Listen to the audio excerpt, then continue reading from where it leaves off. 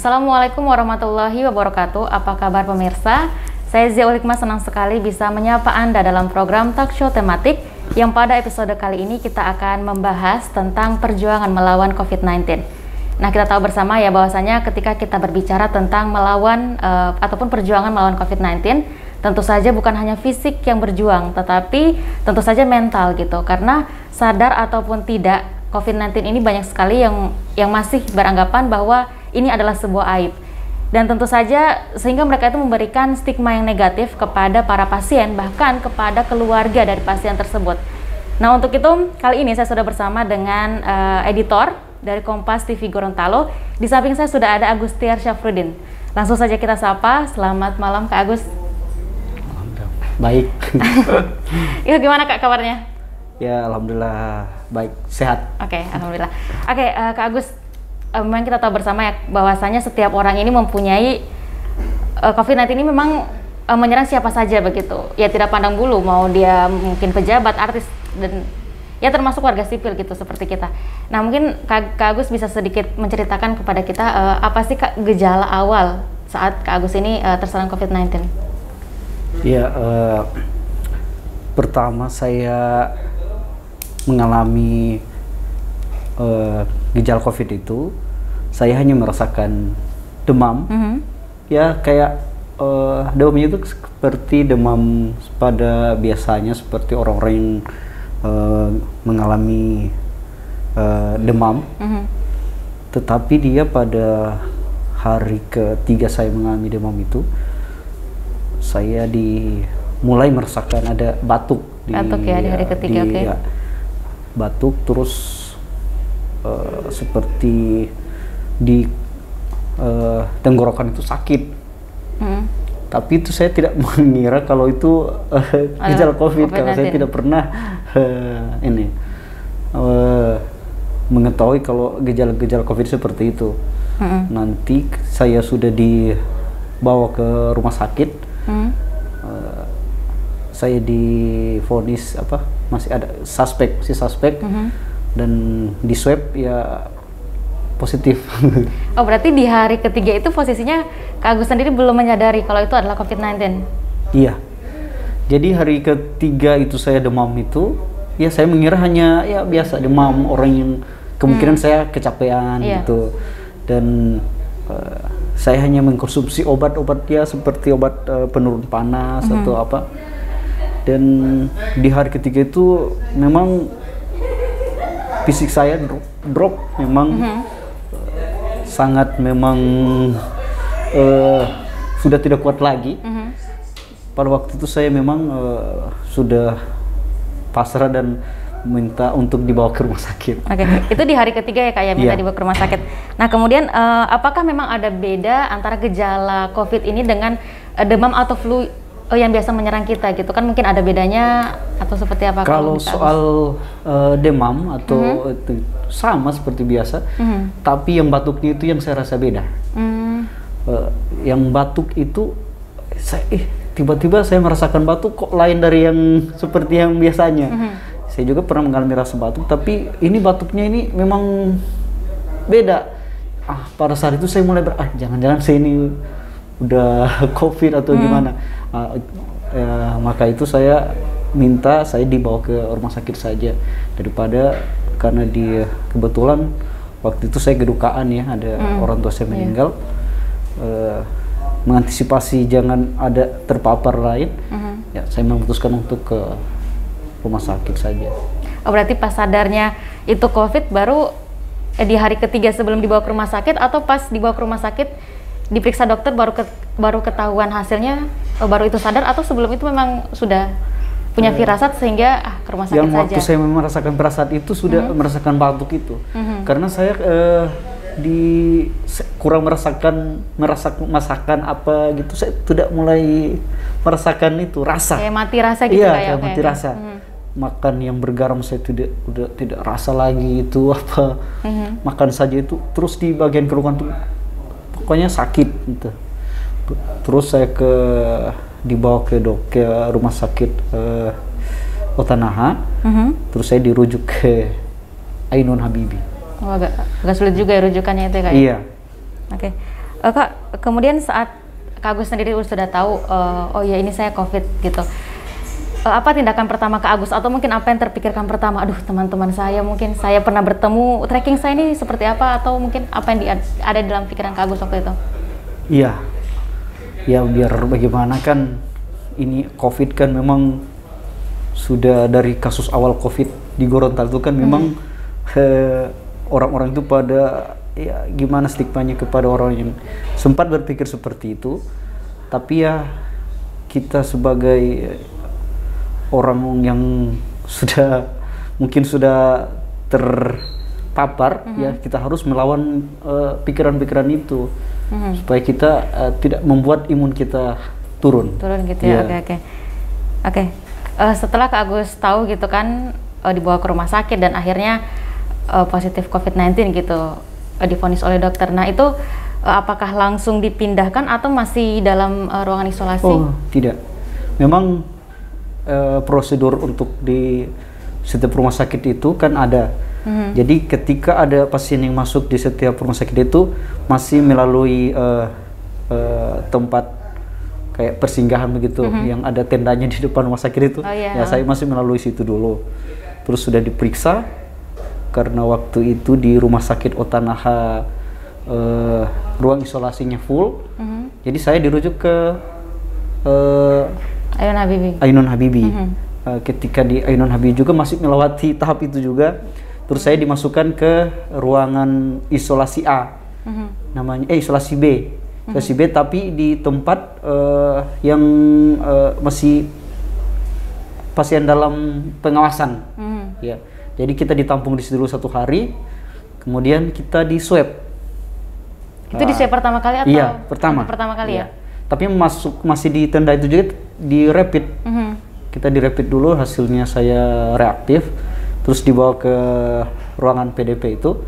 Saya besoknya malam masuk, besoknya saya di swab dan hasilnya besoknya keluar, saya positif. Dan saya dipindahkan ke ruang yang isolasi yang positif, zona merah. Oke. Selanjutnya mungkin bagaimana pelayanan dari rumah sakit itu sendiri saat Kak Agus dirawat di rumah sakit Ainun Habibie ya. Nanti akan langsung dijawab oleh Kak Agus sesaat lagi.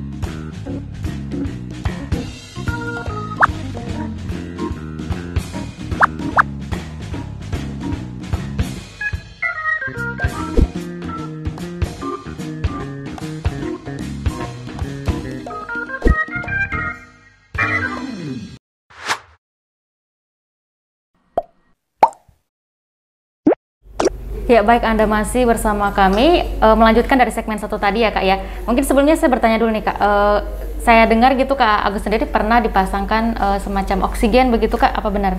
Oh iya, saya itu ketika dipasang oksigen itu saya tidak menyadari kalau saya itu sesak napas.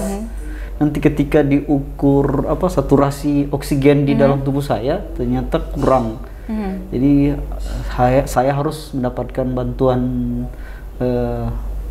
oksigen di ya, ini. okay. Nah, ketika itu alhamdulillah ketika saya mendapatkan asupan oksigen di ini itu saya merasa lega, ternyata saya tidak menyadari kalau saya kira itu pengaruh karena saya batuk jadi napas sesak. Ternyata itu memang gejala awal dari COVID itu memang itu benar, sesak napas seperti itu. Oke, kemudian bagaimana pelayanan dari rumah sakit sendiri saat Kak Agus dirawat ya di rumah sakit Ainun Habibie gitu? Apakah apa saja yang mereka lakukan ataupun rumah sakit lakukan kepada Kak Agus ini agar cepat pulih gitu dari COVID-19? Ya, alhamdulillah ya perawat di rumah sakit itu memberikan pelayanan yang cukup baik dan tentunya juga satunya ramah. Iya, karena itu ya. Rentan ke orang COVID itu kan harus dibawa ke pikiran yang positif atau kepikiran yang baik supaya mereka tidak stres di dalam masa isolasi itu. Jadi saya di sana itu diberikan vitamin, makanan-makanan yang ya istilahnya bergizi lah. Alhamdulillah saya pada saat itu dirawat yang bergejala itu, saya 3 hari saya sempat dipasang infus, dipasang oksigen, tapi itu hanya 3 hari saya dipasang itu. Tapi kita di Seram itu sering dikasih vitamin. Vitamin ya paling sering setiap hari ya, 1 hari itu bisa 3 kali kita di perawatannya cukup bagus. Kalau untuk di swab sendiri Kak, itu setiap berapa hari sekali Kak? Jadi di swab itu ketika kondisi kita diperiksa oleh dokter sudah membaik, jadi kita di swab.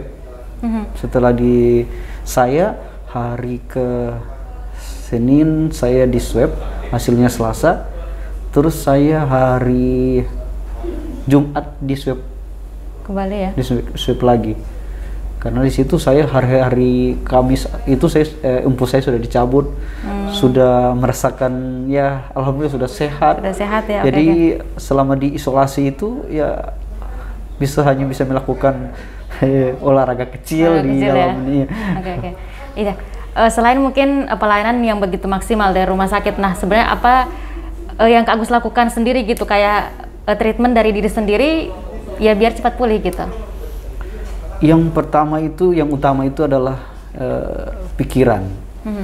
Ya kita harus berpikir, jangan berpikir macam-macam lah.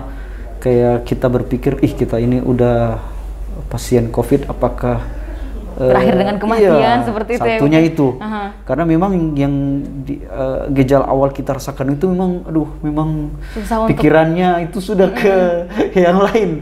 Ya. Yang kedua, pikiran ketika kita disampaikan kalau kita itu positif, otomatis ya fisik kita itu ya drop lah ketika disampaikan karena kita akan berpikir kalau orang yang sudah positif, ya stigma di masyarakat itu kan agak negatif. Nah, itu yang saya lawan. Ya stigma seperti itu yang saya lawan. Alhamdulillah juga selama saya di sana saya kasih tahu sama teman-teman kalau saya positif, tapi mereka alhamdulillah memberikan semangat, selalu mensupport saya.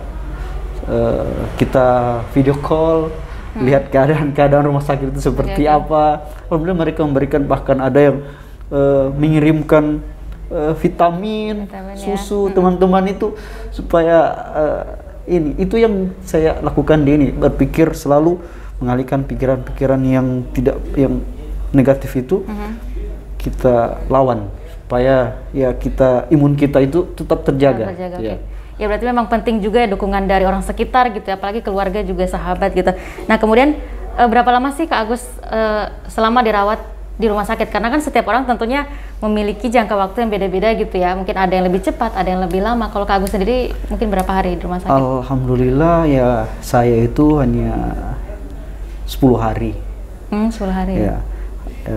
Ketika saya masuk hari Minggu, dihitung hari Minggu, saya pulangnya hari Senin. Saya pulangnya. Alhamdulillah itu juga itu pengaruh kita cepat pulih itu karena berkat salah satunya doa juga.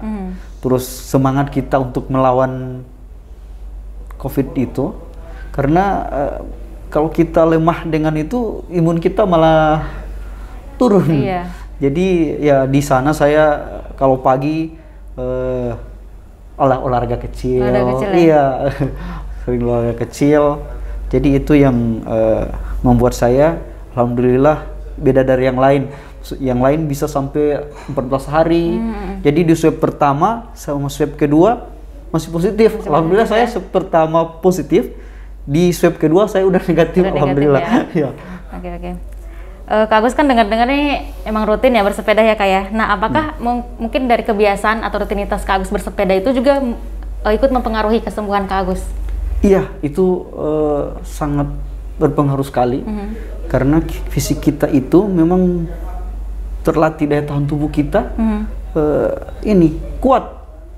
Karena kita kalau rutin berolahraga itu ya, membuat imun kita kuat, ya, terjaga. Iya, gitu, terjaga daya tahan tubuh juga terjaga, dan itu yang membuat alhamdulillah saya cepat sembuh dari COVID. Dari COVID-19 ya.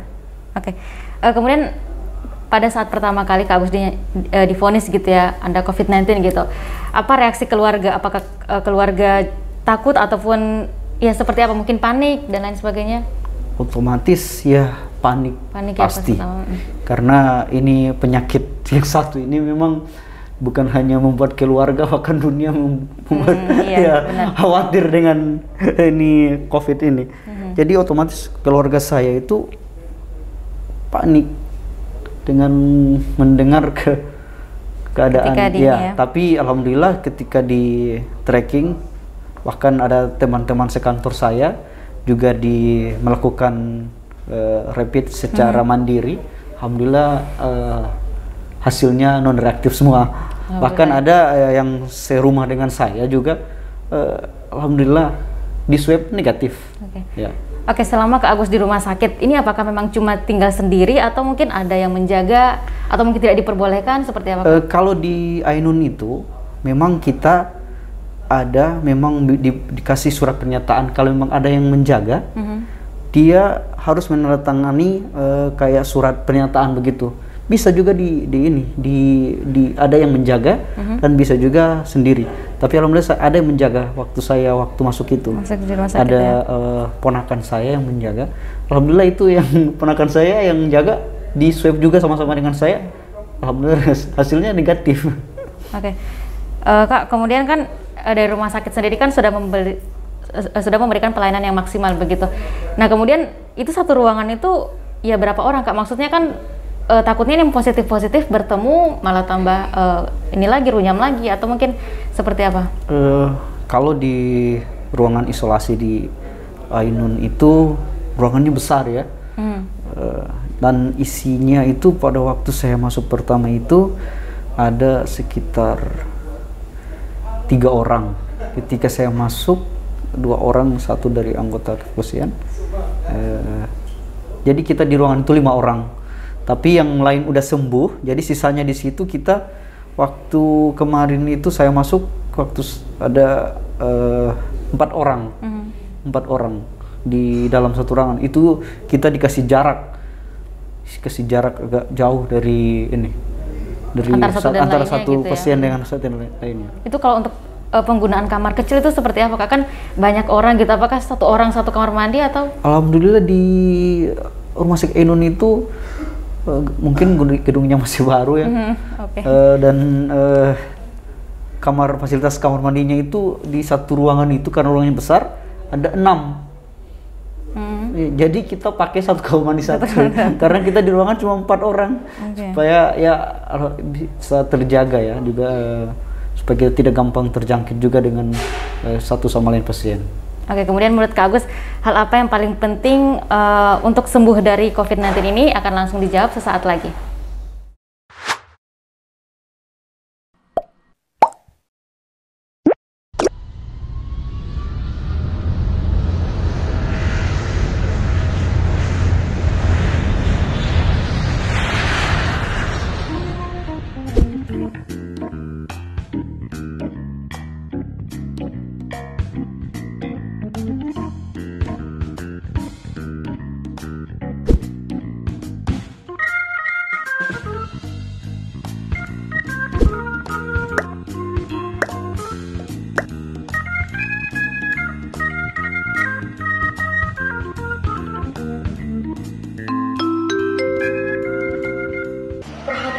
Para penumpang pesawat dipersilakan naik ke pesawat udara melalui pintu 13. Terima kasih.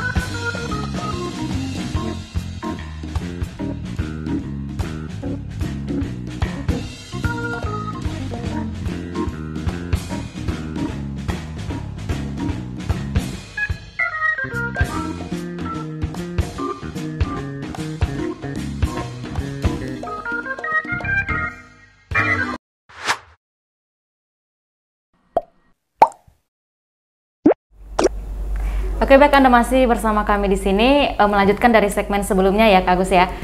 Kemudian ketika Kak Agus keluar gitu, apa stigma masyarakat kepada Kak Agus gitu?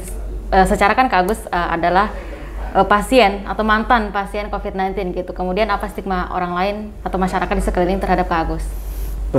Kalau memang saya sudah dinyatakan sembuh itu ketika saya sudah keluar, ya biar bagaimanapun ada kekhawatiran kepada orang-orang sekitar itu kepada saya, dan saya bahkan ketika saya keluar itu masih meragukan gitu. Saya itu sudah sembuh iya, belum sih? Sudah. Itu padahal sudah berkali-kali tes swab ya Kak ya? Iya, saya sudah berapa kali sudah dinyatakan sembuh oleh ini dan sudah bisa keluar. Tapi ya saya juga masih tetap menjaga jarak, antara saya dan orang-orang sekitar saya. Dan pada pas hari ke-10 itu, ya ke-11-nya harus saya udah masuk kantor. Dan ya saya jelaskan kepada teman-teman bahwa ya salah satunya COVID itu memang ada, tapi saya sudah sembuh. Jadi saya kasih pengertian ya kepada orang-orang sekitar gitu. Tapi alhamdulillah teman-teman saya juga sudah pada tahu, dan mereka ada beberapa yang menjawab, tapi ada beberapa juga yang tidak, yang benar-benar biasa aja gitu ya, sebelum dan sesudah kayaknya nggak ada beda gitu.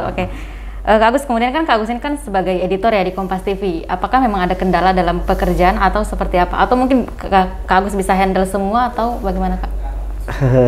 Karena kerjaan editor itu kan hanya salah satunya, jadi saya selama di isolasi itu ya kerjaan saya terhenti karena tidak bisa karena saya berhubungan dengan komputer, ya otomatis saya tidak bisa jadi selama itu juga ya kita bukan terhenti juga, tapi ada beberapa yang pekerjaan yang istilahnya tidak bisa dihandle gitu, tidak Kak? bisa diselesaikan. Oke, Kak. Sekarang menurut Kak Agus nih, apa hal yang paling penting mungkin bagi orang-orang yang di sana yang sedang sakit ataupun sedang diisolasi mandiri gitu, apa hal yang terpenting untuk sembuh gitu atau pulih dari COVID-19 ini?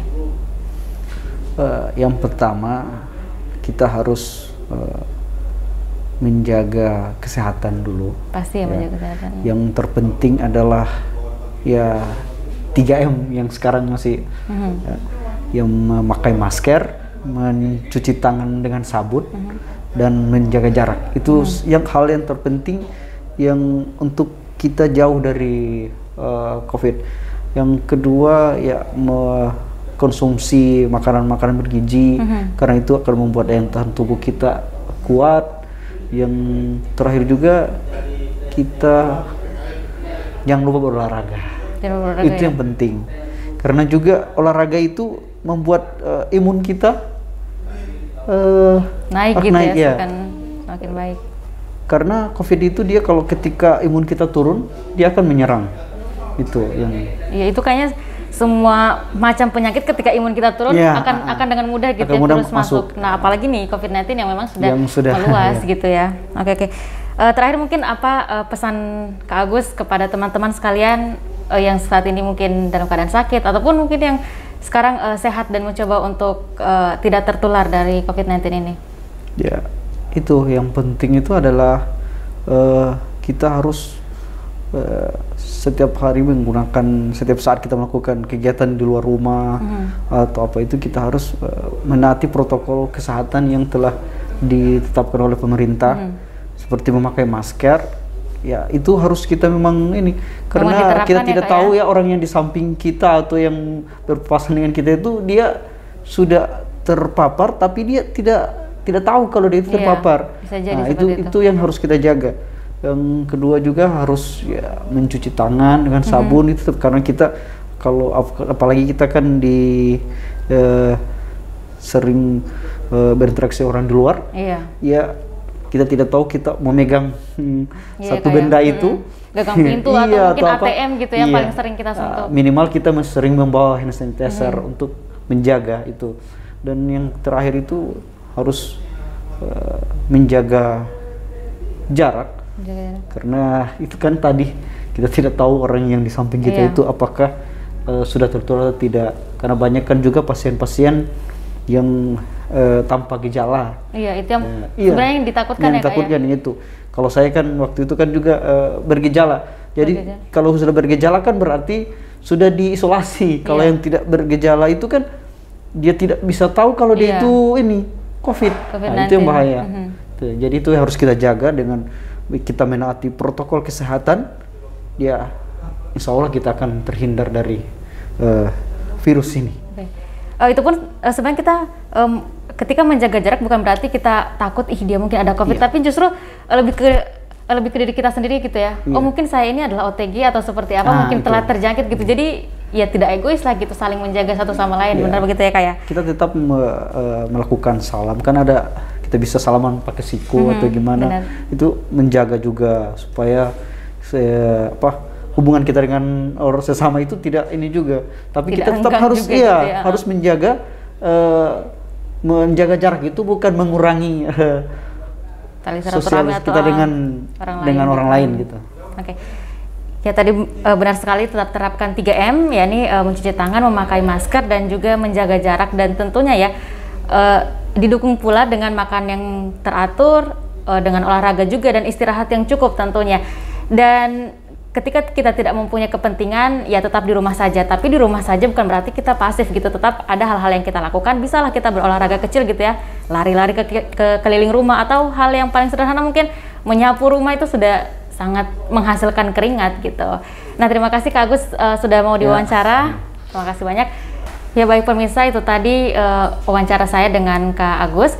Semoga bermanfaat dan sampai jumpa di episode selanjutnya.